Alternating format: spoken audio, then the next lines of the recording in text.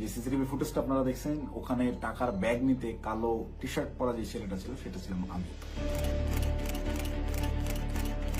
ওয়েস্টিনের নিচে সাদা CF motor বাইকে হেলমেট লাগানো অবস্থায় আমার সাথে কথা বলতেছিলেন একজন উপদেষ্টা। সেই উপদেষ্টা ছিলেন আসিফ মাহমুদ সজীব ভুইয়া। মোহাম্মদপুর থানার মতো একটা ছোট্ট একটা থানার একটা বৈষম্যবিরোধী ছাত্র আন্দোলনের আর সেই ছেলেপেলে মব ক্রিয়েট করতে গিয়ে ধানমন্ডি থানা ধরা খাইলো, তাদেরকে ছাড়া আনলো কি? আব্দুর রহমান মাসুদের মতো এত বড় ফিগার, এই ইন্টারন্যাশনাল নেতা ওই রকম লোকজনদেরকে ছাড়াইতে থানায় যায় কেন যায়? খোঁজ করেন, চোখের সামনে দেখতে পাচ্ছেন কারা কারা ধনী হয়ে গেছে, কিভাবে রাতারাতি ফকির নির্মলা কোটিপতি হয়েছে, এটা ওপেন সিক্রেট। এবং এদের এইসব টাকা পয়সা আসছে থেকে এইভাবেই।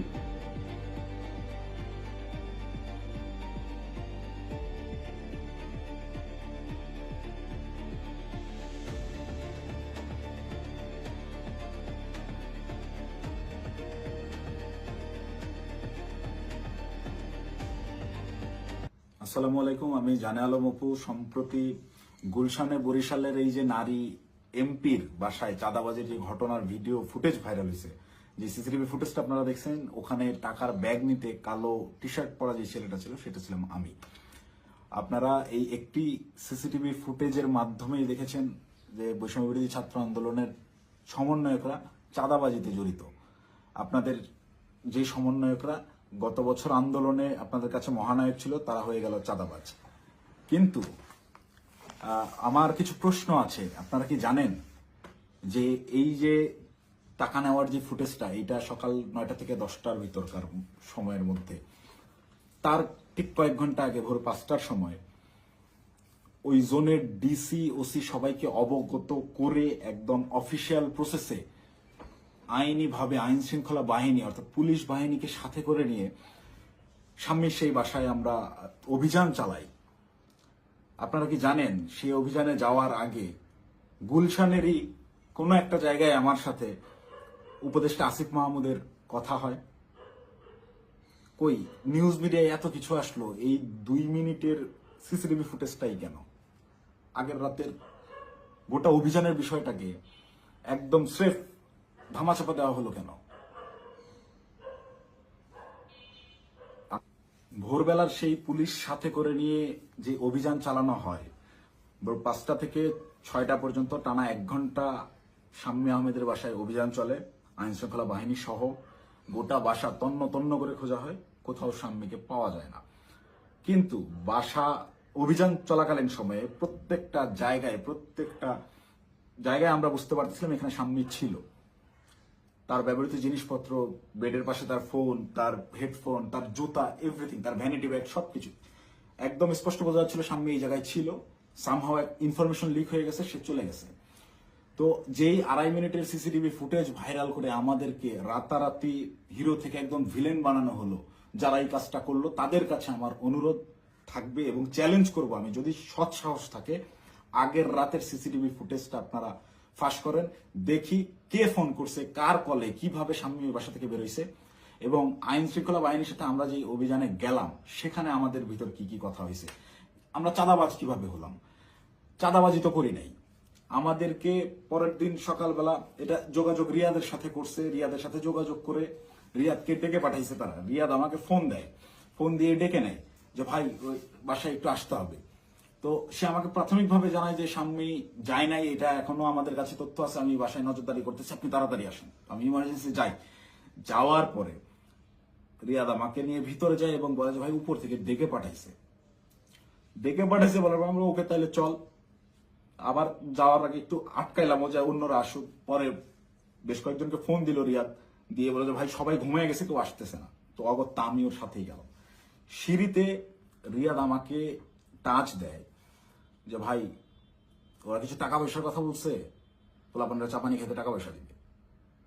তা আমি স্বাভাবিকভাবেই মাইন্ডসেট করে নিছি, আমরা রাতে যে কজন আসছিল আর পুলিশ সব মিলে সর্বোচ্চ 40 জন হবে।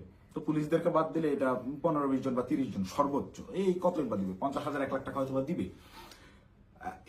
এইটা একদম নর্মাল থট থেকে ভাবছি, এই ভেবেই আমি ওর সাথে ভিতরে যাই। ও আমাকে বলে দিছে যে আমি বলছি যে আমি ভাই এগুলা আমার মন সাইদের, আমি কথাবার্তা বলতে পারি না, বলে আপনার কথা বলতে হবে না, আপনি রাতে খুব ভালো রোল প্লে করছেন, আপনারা ওরা ভয় পাবে। আপনি যেভাবে সব জায়গায় খোঁজাখুঁজি করছেন, চিল্লাচিল্লি করছেন, আপনারা ওরা ভয় পাবে।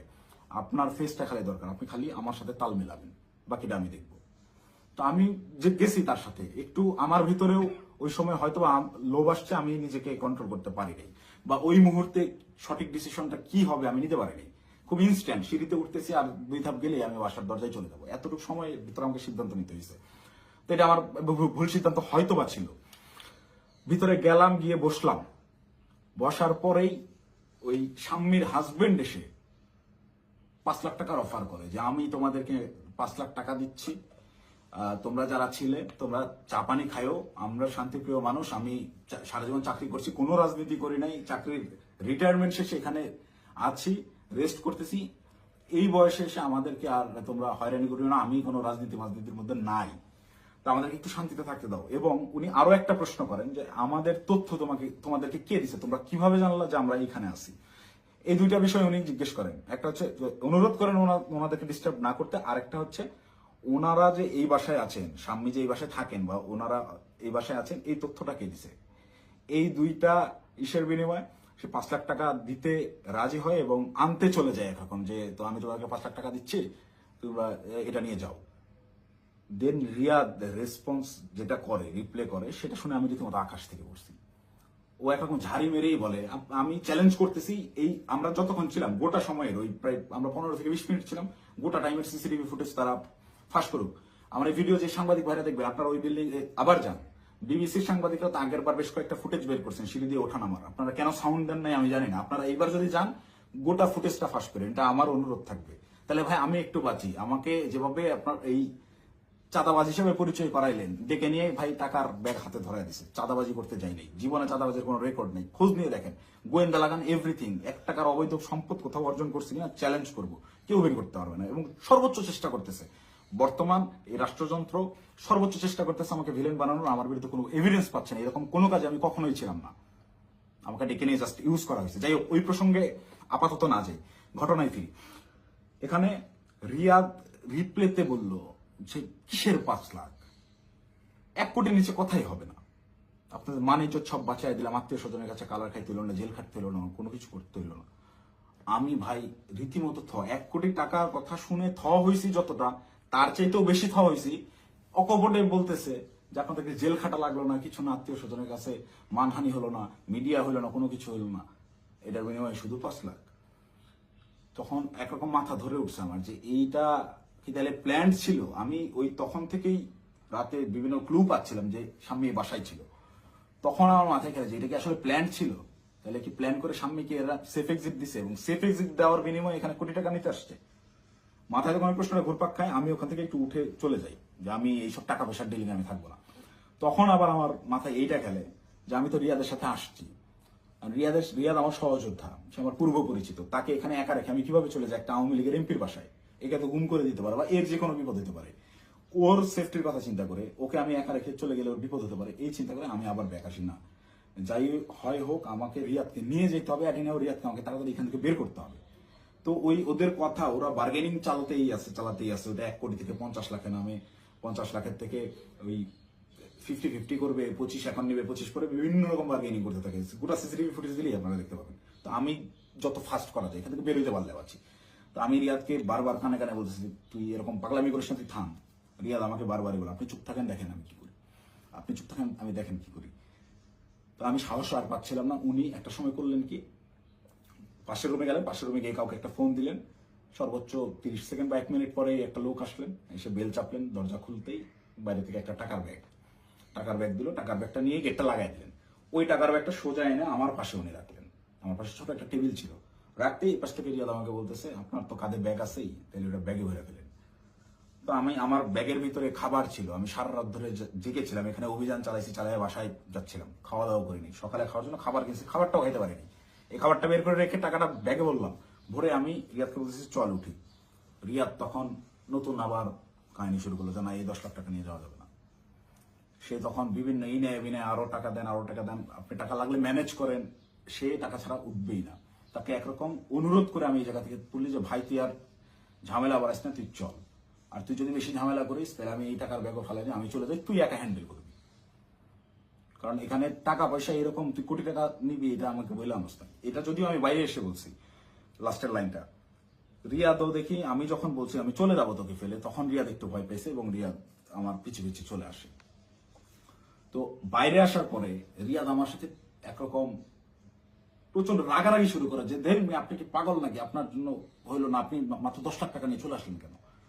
আমি ওরে উল্টা ঝাড়ি মারতেছি, বাট তুই পাগল নাকি, একটা মানুষের বাসায় গিয়ে ওখানে ক্যামেরা আছে, এই আছে, সবকিছু আছে, একটা মানুষের বাসায় মানুষ কি কোটি টাকা ঘরে রাখে, তুই একজন মানুষের বাসায় যে আন্দাজে বলতেছিস আমাকে 1 কোটি টাকা দিতে হবে।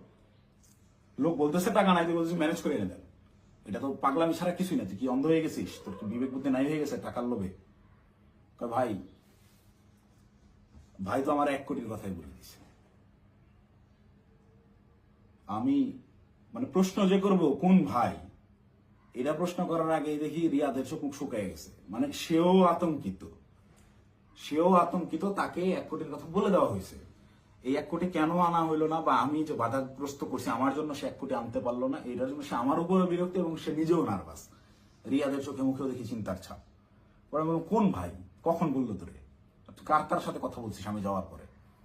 বলছে রাতে কোন ভাই আসছিল দেখেন নাই।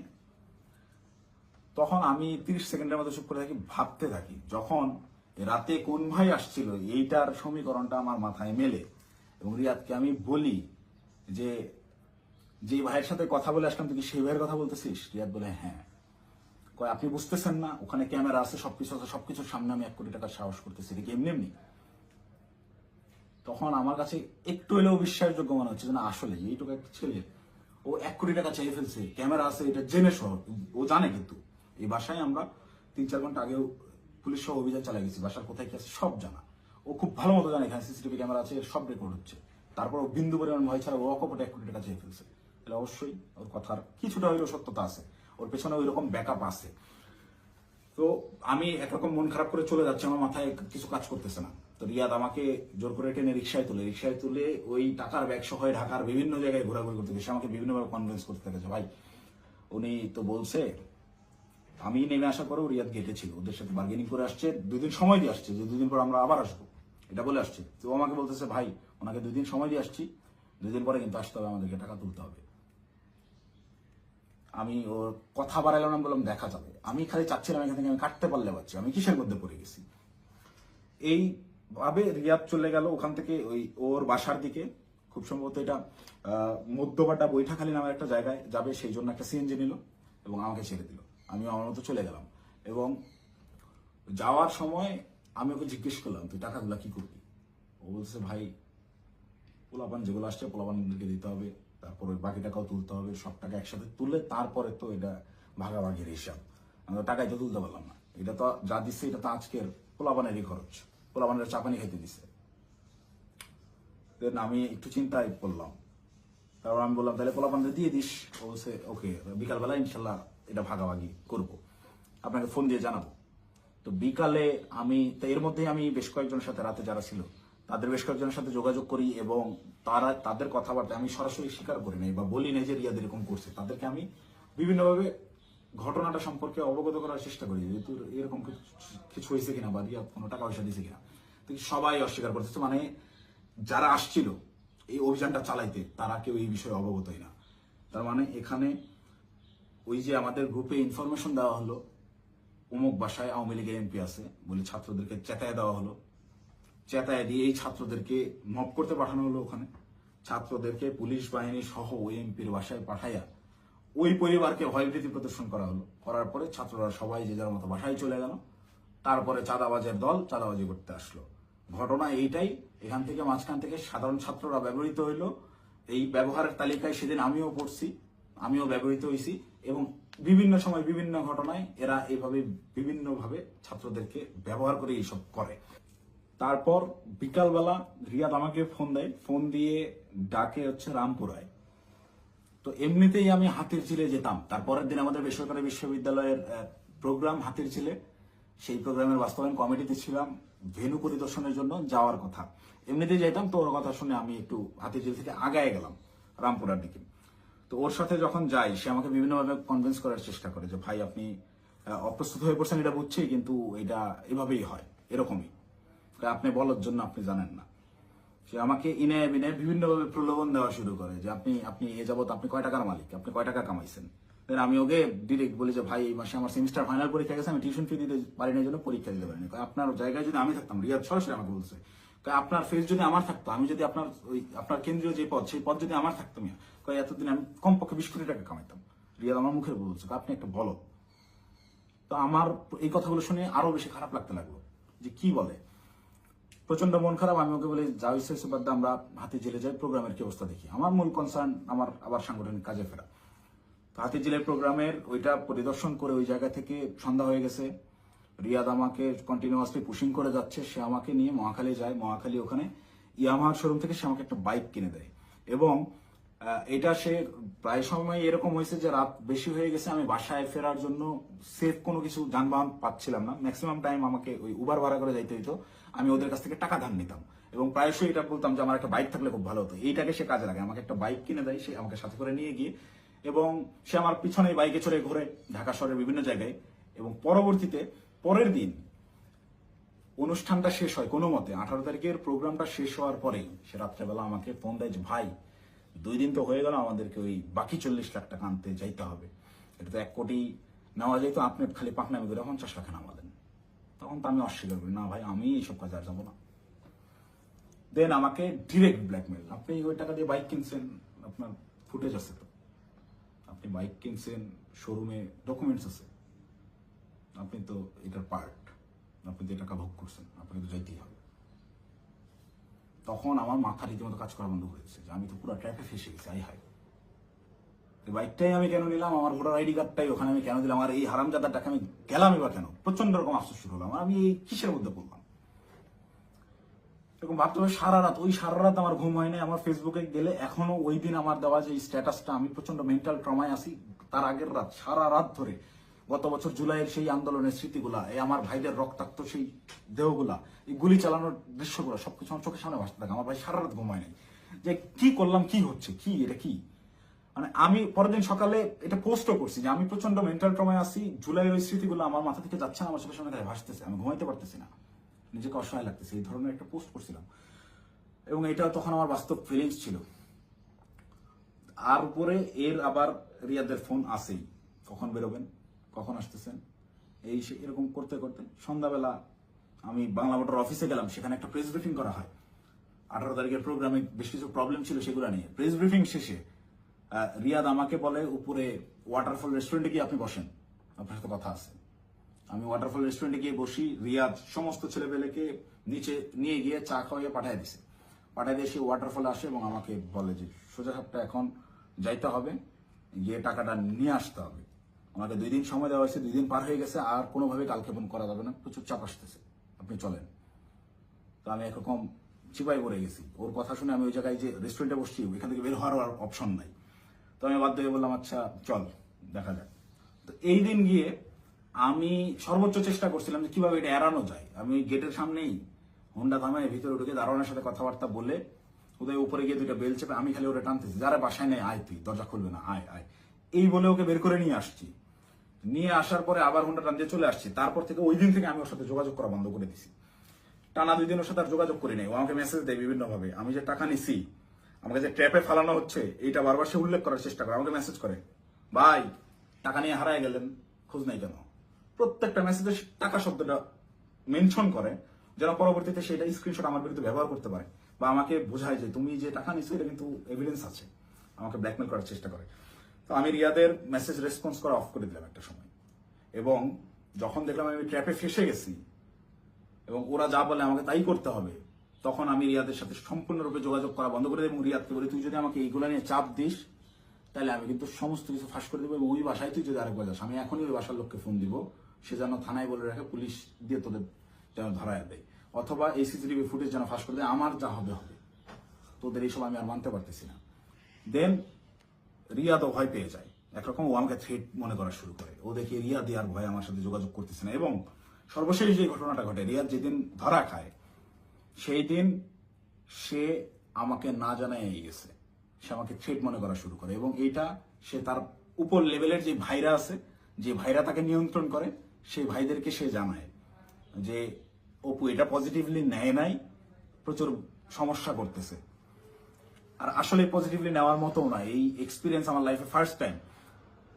তো রিয়াদ ওই দিন যে গেল আমাকে সম্পূর্ণরূপে না জানায়, এবং আমার কোনো আগ্রহ ছিল না, আমি ওইটাতে যাইও নাই, এবং আমি যাব না জন্যই, ওদের এই ট্র্যাপে আমি আর ইউজ হব না জন্য প্রচন্ড রাগে ক্ষোভে আমি একরকম ওই ফোন টোন সব অফ করে একটু সাইলেন্ট হয়ে যাই, যে আমাকে যেন না পায়। আমার ভালোই লাগতেছে না, আমার বিবেকের তাড়নায় আমার মন চাচ্ছিল আত্মহত্যা করি। মানে আমার কিছু করার নাই, ওরা ব্ল্যাকমেল করা শুরু করছে, আপনি হুন্ডা কিনছেন, এই করছেন সেই করছেন।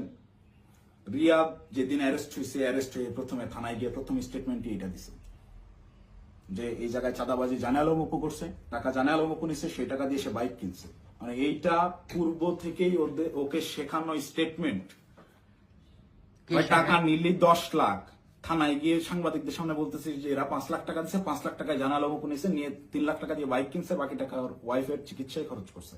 মুখস্থ বয়ান বলে দিবি, তুই কি জানোস আমার ওয়াইফ অসুস্থ কিনা? আন্দাজে একটা কথা যে বলে দিল, আমার ওয়াইফের গত 6 মাসে ওইরকম মেজর কোনো অসুস্থতা আসে নাই যে যার জন্য মেডিকেলে টাকা দিতে হবে। যাই হোক, রিয়াদ অ্যারেস্ট হয়ে থানায় গিয়ে যখন প্রথম স্টেটমেন্টটাই আমার বিরুদ্ধে দিল, এবং ওই জিনিসগুলো যখন আমি দেখলাম যে আমার সিসিটিভি ফুটেজ ভাইরাল করা হয়েছে, এবং রিয়াদ রিমান্ডে তো গেল পরে, আমি রিমান্ডে যাওয়ার পরে স্টেটমেন্ট দিলেও আমি বলতে পারতাম যে সে নির্যাতনের ঠেলায় হয়তোবা নিজে বাঁচার জন্য দোষ আমার উপর পার করেছে, তা না, সে অ্যারেস্ট হয়ে থানায় গিয়ে প্রথম স্টেটমেন্টই দিচ্ছে আমার বিরুদ্ধে যে এইগুলো সব জানালো মুখ করছে। এটা তার শেখানো বলে ছিল, তার উদ্দেশ্য ছিল আমাকে কর দেওয়া। এবং এখন পর্যন্ত রিয়াদের বিষয়টাকে ইচ্ছাকৃতভাবে মিডিয়া ট্রায়ালে রাখা হয়েছে, যতক্ষণ পর্যন্ত আমাকে না ধরতে পারবে, এই সমস্ত দোষ আমার উপরে না চাপাইতে পারবে, ততক্ষণ পর্যন্ত এরা থামাবে না। এরা আমি বাইরে থাকার থ্রেড মনে করতেছে, আমি আসতেছি, যে কোনো সময় আমি অ্যারেস্ট হয়ে যেতে পারি, আমাকে ওই হাসিনার মতো গুম করা হবে। হাসিনা যেভাবে নিয়ে আয়না ঘরে রাখতো মানুষজনকে, কেউ জানতো না, বলতো সে নিজে একা একা হারায় গেছে। আমাকে বলতো যে সে চাঁদাবাজি করছে, করে এখন গা ঢাকা দিছে, কোথায় না কোথায় গিয়ে আছে। তো আমি জানি না আমার আসলে কি অপেক্ষা করতেছে, তবে আমি মহান আল্লাহ তাআলার কাছে শুকরিয়া জ্ঞাপন করতেছি। হয়তোবা জীবনে কোনো একটা ভালো কাজ করছিলাম, যার বিনিময়ে আল্লাহ তাআলা আমাকে ওই দিন ওই জায়গাটায় নেওয়া থেকে বিরত রাখছিলেন। আল্লাহ তাআলা হয়তোবা চান নাই যে আমি ওই পরিমাণ বেইজ্জতি হই, যার কারণে আমাকে নেয় নাই। আমি শুকরিয়া আদায় করি মহান আল্লাহ তাআলার কাছে, আমি চিরকৃতজ্ঞ। যাই হোক, এখন আমি যে কোনো সময় আমাকে আপনারা জেলখানায় দেখতে পারেন, আমার লাশ আপনারা নদীতে ভাসতে দেখতে পারেন, অথবা হঠাৎ করে একদিন টেলিভিশন খুলে দেখবেন যে আমি ওই বসে আছি, আমার সামনে প্রচুর প্রচুর টাকা পয়সা, মদ, তারপর হচ্ছে অস্ত্র শস্ত্র দিয়ে আমাকে দেখানো হচ্ছে আমি ঢাকা শহরের সবচেয়ে বড় মাফিয়া ছিলাম, গ্যাংস্টার ছিলাম, আমাকে অ্যারেস্ট করা হয়েছে। এরকম যে কোনো নাটকই সাজানো হইতেই পারে। তো এই নাটকগুলো যদি সাজানো হতে পারে, বা আমাকে এভাবে ফাঁসানো হতে পারে, আমাকে দিয়ে এই কথাগুলো বলানো হতে পারে, তার আগেই সঠিক সত্যটা জাতির উদ্দেশ্যে, জাতিরকে জানানোর জন্য আমার এই ভিডিওটা বানানো। এখন আসি, অনেকেই এই ভিডিও দেখে বলবেন যে ভাই তুই এই 4-5 দিন ধরে চুপচাপ থেকে খুব সুন্দর স্ক্রিপ্ট লিখছিস। অনেকে, আমি যখন পোস্ট করছিলাম যে আমি গোটা বিষয়টা ক্ল্যারিফিকেশন একটা ভিডিও দিব, অনেকেই কমেন্ট করছে যে হ্যাঁ ভাই সময় নেন, সমস্যা নাই, ভালো করে স্ক্রিপ্ট লেখেন তারপর আইসেন। তো এইখানেও যারা বলবেন যে স্ক্রিপ্ট করা হয়েছে, তাদেরকে আমি বলবো ওই 17 জুলাই 16 জুলাই পার হয়ে 12টার পরে, যখন 17 জুলাই পরে, ওই 17 জুলাই ভোর 4:15 থেকে 30 এই 15 মিনিট সময়, কিংবা 4:10 থেকে 4:30 এই 20 মিনিট, বা আমি যদি আরো 10 মিনিট বাড়াই, 4:10 থেকে 4:40 পর্যন্ত 30 মিনিট আমি বললাম, এই 30 মিনিটের ওই যে গুলশান 2 মোড় পার হয়ে যেই 5 স্টার হোটেলটা, ওয়েস্টিন ইন্টারন্যাশনাল যে হোটেলটা, এই ওয়েস্টিনের নিচে সাদা সিএফ মোটো বাইকে হেলমেট লাগানো অবস্থায় আমার সাথে কথা বলতেছিলেন একজন উপদেষ্টা। সেই উপদেষ্টা ছিলেন আসিফ মাহমুদ সজীব ভুইয়া। আপনাদেরকে চ্যালেঞ্জ করব, আমাকে ভুল প্রমাণ করার আগে আপনারা ওই সিসিটিভি ফুটেজ জাতির সামনে আনবেন, এনে দেখাবেন যে ওই সময় আসলে এরকম কোনো কিছু ঘটে নাই, আমার সাথে আসিফ মাহমুদ সজীব ভুইয়ার কোনো কথাবার্তা হয় নাই, সে ওখানে আসে নাই। একজন উপদেষ্টা ভোর 4টার সময় বাইকে চড়ে হেলমেটে মুখ ঢেকে গুলশানের মতো অভিজাত এলাকায় কি কাজে আসে, এটা আমার জানার কথা না। আমি তো মামুলি পার্সন, তারা তো হাই লেভেলের পার্সন। আর আমার সাথেই কেন কথা বলতে হয় বা কি বা কথা হয়, এবং ওই যে রিয়াদ বললো রাতে যেই ভাই আসছিল, এবার সমীকরণটা আপনারাই নিলাম যে রাতে কোন ভাই আসছিল, কোন ভাইয়ের সাথে আমার কথা হয়েছে এবং কোন ভাইয়ের কথা রিয়াদ ইন্ডিকেট করছে। শুধু ওই ভাই না, আরো যেসব ভাই আছে সব ভাইরাই এটাতে জড়িত এবং এটা ওপেন সিক্রেট। এই সকল ভাইরা, এই যে আমাদের আসিফ মাহমুদ সজীব ভুইয়া ভাই সেদিন যে সিএফ মোটো বাইকটা নিয়ে আসছে, এই রাত্রেবেলা বাইক রাইডিং করতে সে গুলশানে আসছে, ওই ওয়েস্টিনে 5 স্টার হোটেলে ছাড়া সে বসে না কোথাও। সে ওই গত বছর জুলাইতেও 50,000 60,000 টাকা দামের সেকেন্ড হ্যান্ড একটা স্কুটি চালাইতো, এখন সে সিএফ মোটো চালায়। যাই হোক, এটা চোখের সামনে আপনাদের কে কি করছে, আঙ্গুল ফুলে কলা গাছ কিভাবে হয়েছে, যে সকল ছেলেপেলেরা ওই হলে থাকতে পারতো না ছাত্রলীগের যন্ত্রণায়, বাইরে বাসা ভাড়া নিয়ে থাকবে, বাসা ভাড়ার টাকা থাকতো না, বিভিন্ন রাজনৈতিক নেতাদের কাছ থেকে টাকা ধান নিয়ে থাকতে হইতো, ডোনেশনে যাদের ম্যাচ ভাড়া চলছে তারা এখন ডুপ্লেক্স বাড়িতে থাকে, নিজস্ব গাড়িতে চলাফেরা করে। এটা এটা গোটা জাতি জানে। আমি আসলে এমনিতেই তো আমাকে যথেষ্ট পরিমাণ ট্র্যাপে ফেলানোর চেষ্টা করতেছে, তো আমার মনে হয় যে এই বিষয়গুলো ক্লিয়ার না করে গেলে আমাকে দিয়ে ওরা যে কোনো স্টেটমেন্ট দেওয়া হতো। একটা ছোট্ট ক্লু দিই, রিয়াদের সাথে অ্যারেস্ট হওয়া যেই 4টা ছেলে, এই 4টা ছেলে এই ঘটনার কোনো কিছুই জানে না। এই 4টা ছেলেকে রিয়াদ একইভাবে আমাকে যেরকম বলছে ওই সাময়িকা পাওয়া গেছে আপনি আসেন এই বলে নিয়ে যে ব্যবহার করছে, ওই আমাকে খালি বলছে যে আপনি রাতে অনেক ভালো ভূমিকা রাখছেন, আপনার ফেসটাই আনাফ, আপনারা দেখলেই ভয় পাবে ওরা। ঠিক তেমনি ভাবে এই একটা ছেলে পেলে নিয়ে গেছে যে তোদের কিছু করতে হবে না, তোরা খালি চুপচাপ দাঁড়ায় থাকবি, যা করার আমি করবো। এইরকম কোন একটা প্রলোভন দিয়ে এই ছেলেগুলোকে নিয়ে গিয়ে ফাঁসাইছে। ফাঁসানোর পরে এরা রিমান্ডে গেল। এরা কি হত্যা করছে ভাই? 10 দিনের রিমান্ড কেন লাগবে? 10 দিনের রিমান্ড এই কারণেই চাওয়া হয়েছে বা 7 দিনের রিমান্ড এই কারণেই দেওয়া হয়েছে যে ঠিক ততক্ষণ পর্যন্ত এদেরকে জিজ্ঞাসাবাদ করা হবে যতক্ষণ পর্যন্ত এরা তাদের দেওয়া স্ক্রিপ্টেড দেওয়া বক্তব্য নিজেরা প্রকাশ না করতেছে। ভাই এই একটা চাঁদাবাজি সিসিটিভি ফুটেজ ফুটেজ সব আছে, এটা তদন্ত করতে 7 দিনের রিমান্ড লাগে না, এটা বুঝতে রকেট সায়েন্স লাগে না। এখন ওই ছেলেগুলা যারা চাঁদাবাজিতে মানে গোটা ঘটনার সাথে কোনোভাবেই কানেক্টেড না, এই ছেলেগুলা আমি নিউজ দেখলাম প্রাথমিকভাবে স্বীকার করে নিচ্ছে চাঁদাবাজিতে জড়িত থাকার কথা। তারা জড়িত না থেকেও জড়িত থাকার কথা স্বীকার করে নিচ্ছে। মানে এদের উপরে কি পরিমাণ চাপ আসছে হিসাব করে দেখেন, আপনারা ভেবে দেখেন। তো আমার মাথায় এইটাই ঘুরতেছে যে আমাকে ধরার পরে আমাকে কি পরিমাণ চাপ প্রয়োগ করবে, আমাকে কি না কি বলাবে। তো এইসব কি না কি বলা ওদের ওইসব প্যাচের মধ্যে আমি আর নাই। আমি সত্যটা বলে গেলাম, এখন যদি আমাকে গুম করে, আমাকে খুন করে, যাই করুক, আমি ভিডিওতে যা বলে গেলাম এটা শতভাগ সত্য, আমি দায়িত্ব নিয়ে বলতেছি। আমি আপনারা অনেকেই আমার পরিচিত মানুষজনদের ভিতরে অনেকেই ভিডিওটা দেখবেন যারা আমার সহযোদ্ধা, যারা আমার সাথে এতদিন চলাফেরা করছেন এবং যারা আমার সম্পর্কে জানেন, যারা আমার শুভাকাঙ্ক্ষী, তারা অবশ্যই এই কথাগুলো বিশ্বাস করবেন। তারা জানেন আমি ওই রকম দুর্নীতির সাথে যুক্ত হতেই পারি না এবং আমাকে তারাও ইউজ করে সুবিধা করতে পারে নাই। সুবিধা করতে পারে নাই জন্যই আমাকে আটকে দেওয়ার এত চেষ্টা। তো আমি যদি গুম হয়ে যাই, খুন হয়ে যাই, নিখোঁজ হয়ে যাই, যাই হোক, আমাকে যাই করুক, আপনারা দয়া করে এই সত্যটা জেনে রাখবেন, এইটাই প্রচার করবেন। অপু চাঁদাবাজ ছিল না এবং জুলাইকে বিক্রি করে চাঁদাবাজি যারা করতেছে, যারা ধনী হয়েছে, ফকিরের পোলারা কোটিপতি হয়েছে, তাদের বিরুদ্ধে আওয়াজ তুলতে গিয়ে অপু নিজেই চাঁদাবাজ হয়ে গেছে, ষড়যন্ত্রের শিকার হয়ে। ভাই আমি যদি চাঁদাবাজি করতাম, ভাই এই 1 মাস আগে আমার ইউনিভার্সিটিতে আমার সেমিস্টার ফাইনাল পরীক্ষা গেল, মাত্র 60 থেকে 70 হাজার টাকার মতো আমার ডিউ ছিল। এই 60-70 হাজার টাকা আমি দিতে পারিনি, এই জন্য পরীক্ষা দিতে পারিনি। আমি এনসিপির পদযাত্রায় গেলাম 5 তারিখে। 5 তারিখে পদযাত্রা আমার জেলায় ছিল, আমি 4 তারিখে গেছি। আত্মীয় স্বজন, বাসার ফ্যামিলি মেম্বার সবাই জানে যে আমি আমার জেলায় সমাবেশ, এই কারণে আমি পরীক্ষা দিচ্ছি না। আসলে আমি টাকার অভাবে পরীক্ষা দিইনি। আপনার ইউনিভার্সিটিতে খোঁজ নিয়ে দেখেন, আমার পোর্টালে গিয়ে দেখেন আমার ডিউ কত টাকা। আমি রেজিস্ট্রার স্যারকে মেইল করছিলাম যে স্যার আমাকে পরীক্ষা দেওয়ার পারমিশন দেওয়া যায় কিনা, তারা আমাকে পরীক্ষা দেওয়ার পারমিশন দেয় নাই ডিউ রেখে। আমি এনসিপির সমাবেশে যাই 4 তারিখ, আমার বউয়ের কাছ থেকে 4,000 টাকা ধার নিয়ে যাই এবং ওই টাকা শেষ হওয়ার পরে আরেক ফ্রেন্ডের কাছ থেকে 2,000 টাকা ধার আনি। এভাবে ধার দেনা করে চলা লোক আমি। আমি যদি চাঁদাবাজি করতাম, ওদের মতো কোটি কোটি টাকার মালিকই হইতাম, ওদের সাথে লিয়াজু করে এইসব করতাম, আমাকে এত কষ্ট দিন যাপন করতে হইতো না। তো আমাকে চাঁদাবাজের যে নাটক করে আমাকে চাঁদাবাজ বানায় ভিলেন বানানো হইলো, এদের জন্যই, এদের সাথে থেকে জুলাই এইরকম সংগ্রাম করছি, মানে আমার মাথায় খেলে না। আমি জুলাইতে, আপনারা যারা আমাকে আগে থেকে চেনেন তারা দেখছেন কিভাবে আমি একদম মুমূর্ষ অবস্থায় হাসপাতালে 13 দিন 14 দিন পড়েছিলাম। 30% 40% রিকভার করছি। অর্ধেক অসুস্থ অবস্থায় হাসপাতালের বেড থেকে চিকিৎসাধীন অবস্থায় আমি উঠে গিয়ে আবার আন্দোলনে যোগ দিয়েছি। আমার মন মানতেছিল না, আমার বিবেক কোনোভাবেই থামতেছিল না, আমার মস্তিষ্ক ওই মাঠেই পড়েছিল না, আমার ভাইদেরকে হত্যা করতেছে, এটা আমি মানতে পারবো না। তো একইভাবে এই চাঁদাবাজের ঘটনায় যেভাবে আমি ফেসে গেলাম, আমার মাথায় এইটাই ঘুরছে, না এটাতে আর সায় দেওয়া যায় না, এটা আমি সায় দিতে পারবো না। সেদিন থেকেই আমি বিরূপ আচরণ শুরু করি, এইসব চিন্তা ভাবনা আমার মাথায় ঘুরতে থাকে। আমি ওই জুলাই যে সংগ্রাম আপনাদের জন্য করছিলাম সেই সংগ্রাম সবসময় জারি রাখবো। আমি কখনো চাঁদাবাজি করি নাই ভাই, ওইটা আমার রক্তে নাই। আমার মায়ের ফোন গত 8 দিন ধরে আমি ধরার সাহস করি না, আমার মামাকে কন্টিনিউয়াসলি ফোন দিয়ে যাচ্ছে। আমার আম্মা আমাকে ওই শিক্ষা দেয় না, আমার বাবা আমাকে ওই শিক্ষা দেয় না। আমি মার ফোন ধরে যে হ্যালো বলবো, এই হ্যালো বলার সাহস আমি করতে পারিনি এখন পর্যন্ত। আম্মুকে আমি হ্যালো বলার পরে উত্তরটা কি দিব? আমাকে আপনারা চাঁদাবাজ বানায় দিলেন ভাই। আমার মাথায় গেল, আমার ওয়াইফ আমাকে ফোন দিয়ে বলতেছে যে আমার হাজবেন্ড চাঁদাবাজি করে, এটা আমাকে দেখতে হইলো, এটা দেখার আগে আমি আত্মহত্যা কেন করলাম না, আমার মৃত্যু কেন হলো না? তুমি দয়া করে এই মুখটা তোমার আমাকে আর দেখাইবা। আমি আমার ওয়াইফের ফোন এখন পর্যন্ত আর ধরার সাহস করি না, ওই যে ফোনটা কাটছি। মানে আমার জীবনটাকে এইভাবে কি, যেই লোকজন আমাকে নিয়ে গর্ব করতো, আমার যেসব আত্মীয় স্বজন ভাই ব্রাদার যারাই ছিল, যারা গর্ব করতো আমাকে দিয়ে, তারা দেখে আমাকে নিয়ে উল্টাপাল্টা লিখছে ফেসবুকে।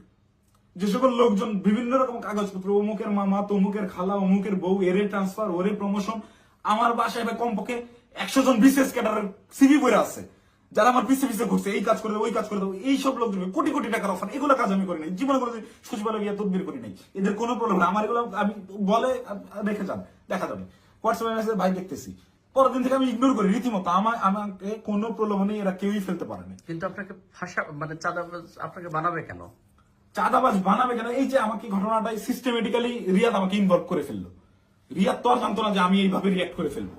রিয়াদ এটা কন্টিনিউয়াসলি করে, রিয়াদের বিরুদ্ধে প্রচুর অভিযোগ। ওর পেছনে শুধু ওর ওই মাঝরাতের ওই ভাই না, আরো অনেক ভাই জড়িত। ওকে অনেক ভাই শেল্টার দেয়, সেসব ভাইদের সাথে রিয়াদের কত ঘনিষ্ঠ সম্পর্ক তার ছবি আপনারা দেখছেন। একটা কোলে নিয়ে ছবি তুলে, একটা ঘাড়ে নিয়ে ছবি তুলে, এটা এমনি এমনি না। আমি একজনকে চিনি না, তাকে আমি ঘাড়ে হাত দিয়ে ছবি তুলবো না, নর্মালি পাশে দাঁড়ায় ছবি তুলবো। হ্যাঁ, ব্যাপার আছে অনেক। ছবি তোলার ধরন, কথাবার্তার ধরন, আই কন্ট্যাক্ট, ওইগুলো দেখলে বোঝা যায় কার সাথে কিরকম সম্পর্ক। ফাইনালি এই যে আটকের যে নাটকটা, ভাই দেশে কত কি হয়ে যাচ্ছে, এই সামান্য 10 লাখ টাকার জন্য এত বড় নাটক, এই 4 দিন 5 দিন ধরে মিডিয়ায় এই আর এই, এটা এমনি এমনি না ভাই। এখানে পেছনে রাঘব বলদেরকে ঢাকার জন্য এই চুনোপুটিদেরকে বলির পাঠা বানানো হয়েছে।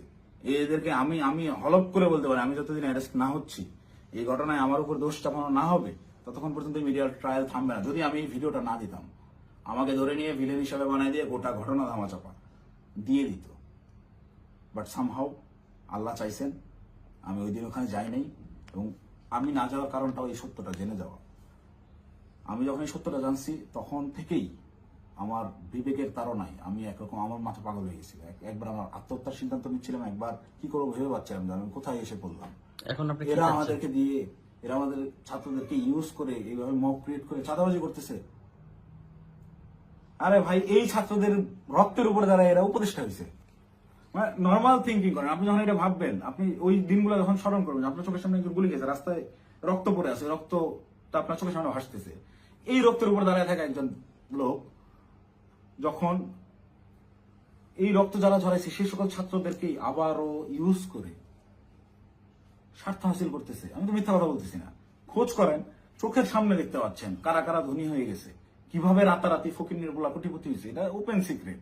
এবং এদের এইসব টাকা পয়সা আসছে থেকে এইভাবেই প্রত্যেকটা গ্রুপ। এই যে মোহাম্মদপুর থানায় আহ্বায়কে গ্রেফতার হইল, মোহাম্মদপুর থানার মতো একটা ছোট্ট একটা থানার একটা বৈষম্যবিরোধী ছাত্র আন্দোলনের আহ্বায়ক, যে ভোলা থেকে উঠে আসছে একটা ছেলে, সবাই মাত্র পলিটেকনিক পাশ করে আসছে, অনার্সে ভর্তি হয়েছে, বিএসসি করতে ভর্তি হয়েছে। এই ছেলে ঢাকা ইউনিভার্সিটিতে পড়ুয়া স্টুডেন্টের কাছে 1 কোটি টাকা চাঁদা চাচ্ছে। আর সেই ছেলে পেলে মব ক্রিয়েট করতে গিয়ে ধানমন্ডি থানা ধরা খাইলো, তাদেরকে ছাড়াই আনলো কে? আব্দুল রহমান মাসুদের মতো এত বড় ফিগার। আব্দুল রহমান মাসুদ তো এখন ইন্টারন্যাশনাল নেতা হয়ে গেছে। সে একটা সেদিন একটু ইসে দেখলাম, সে বলছে আমাকে দেশের সবাই চিনে, ইন্টারন্যাশনাল নেতারাও চিনে, সে ইন্টারন্যাশনাল নেতা হয়ে গেছে। এই ইন্টারন্যাশনাল নেতা ওই রকম লোকজনদেরকে ছাড়াইতে থানায় যায় কেন যায়? ওই রাব্বি নাম ছিল ছেলেটার, মোহাম্মদপুরের রাব্বি, ওই রাব্বি যদি কট খায় ওই জায়গায়, আব্দুল রহমান মাসুদের নামটা ফ্ল্যাশ হয়ে যায়।